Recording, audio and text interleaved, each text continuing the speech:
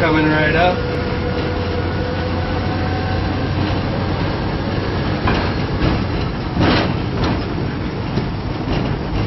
And there we are.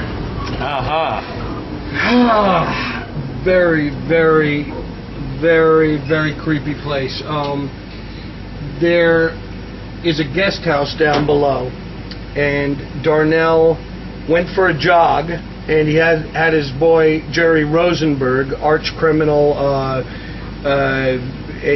also a fight trainer who's done time in prison himself, was living here with Melody at the time, and he was living in the guest house. Darnell came back from a run, went in the shower. There was faulty electricity, so they could say that one of the wires shocked him in the shower, some of the wiring. He staged a fall and had his guy Doc Holliday take a hammer and whack him in the back of the head as hard as he could. He saw stars, lights, everything else, and went to the hospital, got the reports, and then made the phone calls to Stevie Wonder's people. It all started right here at Melody McCulley's place. Wow. All right? The mother of Stevie Wonder's kid, Mumtaz. I wanted to say, the one thing you need, if you're doing what I do, that really helps, get yourself a PI license. Right? This is how I'm able to find places like this. This is how I'm able to get into prisons to do interviews. I mean, when you go into a maximum security prison, Luke, they don't let you take so much as a pencil in to take notes. Now look, I'm not Truman Capote, all right? Although Jerry Stahl was nice enough to compare me to him on that cover. I like that. I think he went way over the top. But I'm not Truman Capote. I don't have the so-called photographic memory. So what happened was, as I started visiting up there at Corcoran State Prison, I got my PI license, and that allows me to go in as a lawyer's representative, where you get a room and you're allowed to take your interviews. Now I think we're going to maybe turn around. Yeah, turn around is the best idea. Okay. So that was very helpful. I recommend any enterprising journalist, especially with the state of journalism as it is today, you kind of have to pull out all stops and use all kinds of resources to get the job done. How difficult is that to attain? If you have a PI friend who's licensed in the state of California, they can essentially godfather you in. Got it. And my godfather is, you'll see he comes up in the book quite a bit, Dan O'Hanks of Backstreet Investigations. Gathered me in, and I work under his license. But it gets me into all the necessary databases, and you know, you gotta admit, it's pretty swanky to get one of these around. All right. So let's go meet Darnell's co-conspirator, Jerry Rosenberg.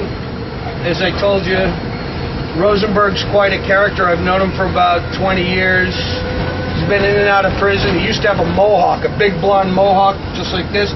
Now he's completely bald. He's a really excellent fight trainer, and he fully admits to being a criminal, but at the same time, he ain't going back to the joint. You see what I'm saying? Yeah. But Darnell's his boy, and Jerry Rosenberg was helpful in putting this book together. So let's go to Fortune Gym in Hollywood. Awesome. And I think at this point you can ask me anything you want. Okay, great. Rolling. I'd like to talk as it comes to you about your place in Los Angeles. Like, I've got my own little place in Los Angeles. I don't mean physical place. Right. I mean, I've got my little niche in Los Angeles. I'm the guy who used to muckrake on the porn industry. Now I mainly write about Orthodox Judaism. Like, I'm this weird, eccentric blogger who's broken a few stories. You know, I've got my place. So I was wondering if you could just ruminate on, like, what's your place in Los Angeles? Because you play a part in this town. Well, you know, I think, I mean, the way I made my bones in this town as a journalist was someone, you know, a journalist with balls. I mean, a guy who was willing to infiltrate. I mean, you know, the story that kind of marked my career was when I infiltrated Scientology. You know, the way I pitched that story was, who are all these people in sailor suits running around Hollywood? I didn't know what Scientology was.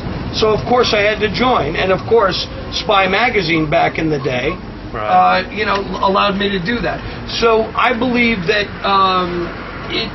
I guess my place is someone who's nurtured and developed participatory journalism. It's like, if I'm going to do the story, I'm going to get inside of it. I'm not going to be trolling the web, the internet. I'm not going to be phoning it in like so many daily papers do. I'm going to go out there and get the story. And in the process, I'm going to make editors of the daily newspapers scratch their heads and yell at their reporters and say, why didn't you get there first? It's because you didn't pull up your bootstraps and get out and get the story. So I guess I'm pretty old school in that I really believe that you have to have a beat. Los Angeles is my beat, Luke. You know, someone said there's 8 million stories in this naked city. Yeah. It's absolutely true. I don't know about you, but my ideals lie elsewhere. I'm an East Coast boy. I would love to be retiring on the coast of Rhode Island in the next 10 years. But for fuck's sake, I can't write my way out of this fucking town. There are just too many stories. Now, the question is, who's going to pay me? Well, you know, I think moving into nonfiction books, it was a smart move for me. Right after 9/11, I realized that my days were numbered in print journalism, and that was the absolute truth. So, I give you 6 degrees of Paris Hilton. I like it. What are the major ways the people see you? I'm sure there are like 3 or 4 major ways that people perceive you. The duplicity of Hollywood. People see me as a troublemaker, a rabble-rouser, and I think those 2 things are putting it mildly. A lot of people straight up think I'm a fucking asshole. They think I'm a gossip. They think I'm a hack. They are right about me being a hack, because, yeah, I do write for commercial purposes. I want to get paid. But they think all these things about me. But, when I do break a big story, these are the people who are on the side congratulating me, saying, hey, Ebner, great job.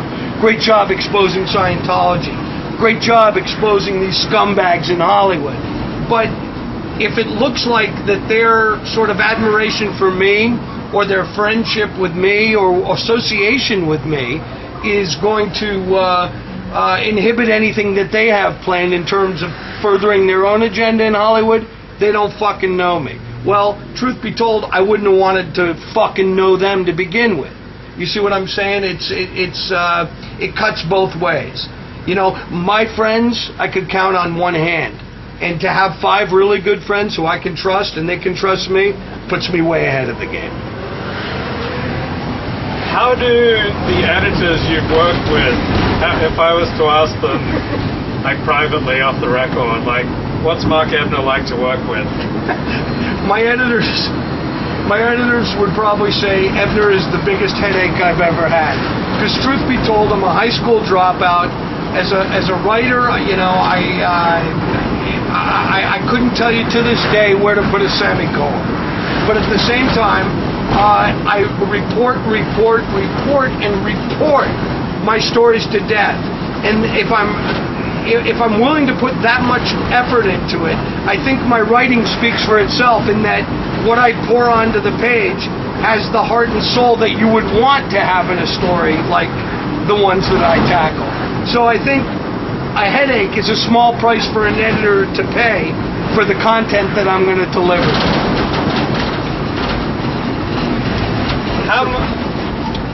Sorry? I'll let you concentrate. I see, yep. How much do you believe in fate when it comes to the stuff that you write on?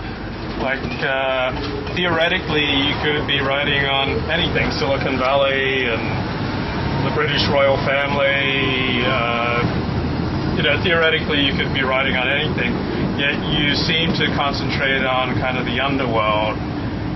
Well, how much of that do you think, I just freely chose it, I could have just as easily written about something else? And how much do you think you're just fated well, I think to chronicle this? I think there's two things. I mean, I think I was fated to chronicle the underworld mainly because, you know, I come with